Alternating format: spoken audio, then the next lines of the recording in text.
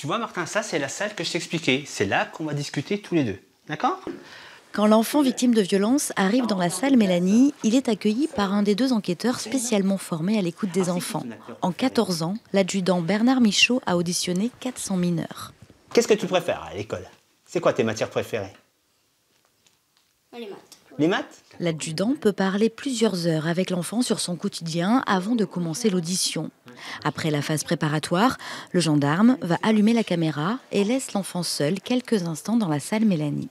S'il y a des erreurs ou si tu as menti, je m'en moque. Je ne vais pas te disputer, on ne va pas te gronder, on ne va pas te juger, on ne va pas se moquer. Non.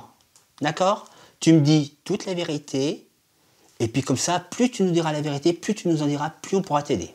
L'audition n'aura lieu qu'une fois. Elle est enregistrée pour que l'enfant n'ait pas à raconter son agression à plusieurs reprises.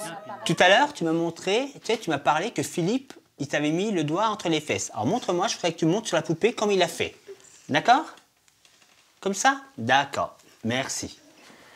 Dans la salle, des jouets, des meubles d'enfants créent un climat de confiance. Les poupées sont des outils importants pour que la victime mineure raconte les faits sans être traumatisée une nouvelle fois. Grâce à la formation d'enquêteur Mélanie, on arrive vraiment à recueillir une parole qui va nous permettre de confondre les auteurs le plus facilement possible, parce que c'est quand même le but, et de les présenter devant la justice. Pour que le magistrat, à la lecture, au visionnage de cette audition Mélanie, puisse lui-même constater et voir plus concrètement ce qui a pu se passer par rapport à ce que l'enfant a pu dire dans un autre milieu que le milieu de l'école. Voilà.